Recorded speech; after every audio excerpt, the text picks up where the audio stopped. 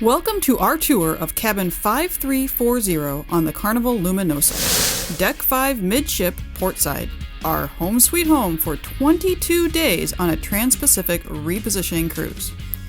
Let's start with a quick overview. Before booking, I did what most of you are doing. Watched every Carnival Luminosa cabin tour I could find. Honestly, this cabin looked cramped, even smaller than other Carnival rooms we'd stayed in. But surprise, it's bigger than it seems. 2 of the closets jut out, which makes the hallway feel claustrophobic, but the main space is actually the same size as other Carnival ship staterooms. We pride ourselves on making some of the most entertaining cabin tours on YouTube, so stick around because I'm about to share what made this Luminosa cabin surprisingly awesome, plus the cruise hacks that kept us sane during 22 days at sea. Let's go straight to the star of the show, the balcony. Here's one small but appreciated detail. The balcony curtain has both a blackout layer and a mesh layer. It's a nice touch. Blackout for sleeping, mesh for letting in natural light without turning the room into a sauna. Now let's talk about the view. Deck 5 sits right above the lifeboat, so yes, you'll be looking down at yellow safety equipment. But before you panic about obstructed views, let me assure you that I hardly noticed it while lounging in these chairs. The Luminosa's blueprint, borrowed from the Spirit-class ships, has sections that stick out a bit from the side of the ship. You can spot those if you lean out and look to the left or right, but when you're sitting down, you're tucked into a little alcove. Other passengers can't see in, and the space feels like your own personal hideaway at sea. Alright, let's head back inside and take a closer look at some of the features in our stateroom. Carnival bathrooms have the same layout on every ship except the Excel class. There's a vanity with side shelves, a strategically angled toilet, and a corner shower with that iconic shower curtain that will inevitably stick to you at least once. Pro tip: the bathroom walls aren't magnetic, but the frame is. Magnetic hooks plus hanging toiletry bag equals instant storage. About the towels. The classic cruise rule applies. Towel on the floor means replace, towel hung up means reuse. It's always good to be environmentally conscious when you travel, but that said, towels don't dry very quickly in the tiny cruise ship bathroom, so if you need a fresh one, don't feel guilty about asking. Next up, the closets. The first one holds the life jackets and has a top shelf that's actually at eye level, a nice change from those impossibly high shelves you practically need a ladder to reach. I use this for folded clothes like socks and t-shirts with hanging items below. And here's a trick I tried for the first time on this cruise: packing cubes. I'll admit I was resistant to this trend for a long time, but they're actually great. Instead of unpacking everything, I just unzipped the cubes and placed them on the shelf.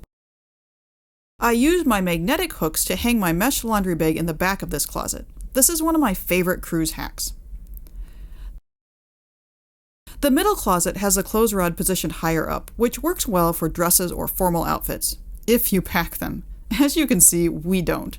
One thing I appreciate about Carnival is that you don't feel pressured to dress up. There's no judgment if you skip the fancy clothes and just show up for the lobster on formal night. The third closet has a full-length mirror and 5 shelves, which we fully utilize. There is also a safe, which is large enough for a couple of iPads and your important documents. Pro tip: always keep your passport and wallet in the safe. If you miss the ship at a port, a ship officer will collect your passport to leave with port authorities so you can make arrangements to meet the ship or get home. Here's where the Luminosa threw us a curveball. There are no shelves around the vanity area. Nada.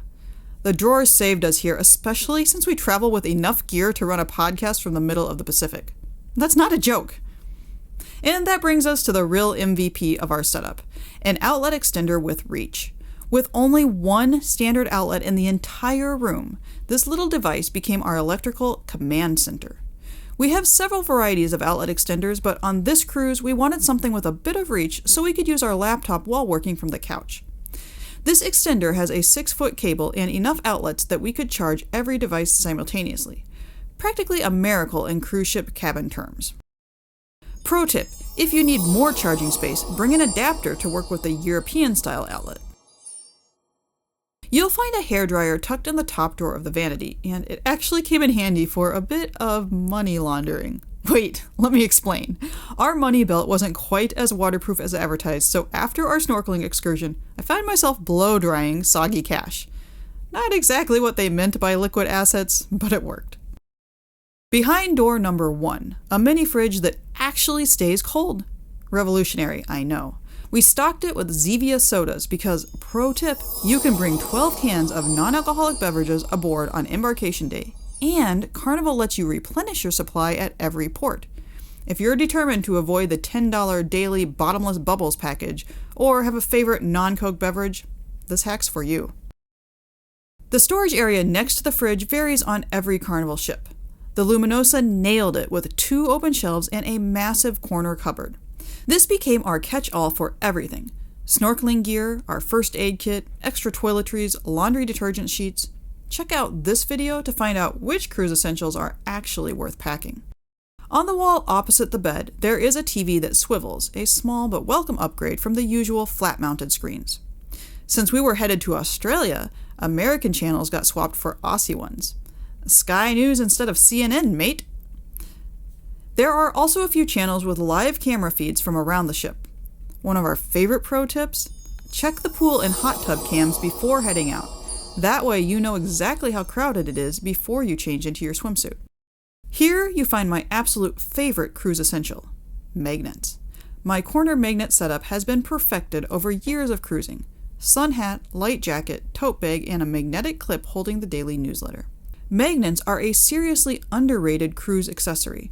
Check out this video to see all of the ways we use them on our cruise. And here's a sneak peek at a product, a magnetic cruise fan.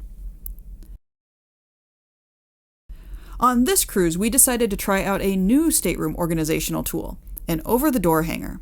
I was pretty excited to use it until we got to the cabin and realized the hooks were way too big for the cruise cabin doors.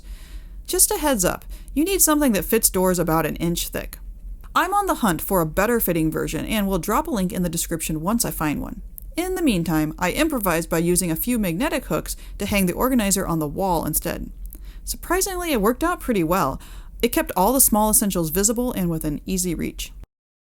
Now, here's something I never cruise without, my trusty pair of binoculars. Since the Luminosa often sails the Alaska route, there's a good chance you're watching this in preparation for your own Alaska cruise. If that's the case, be sure to check out our video on what to pack for Alaska.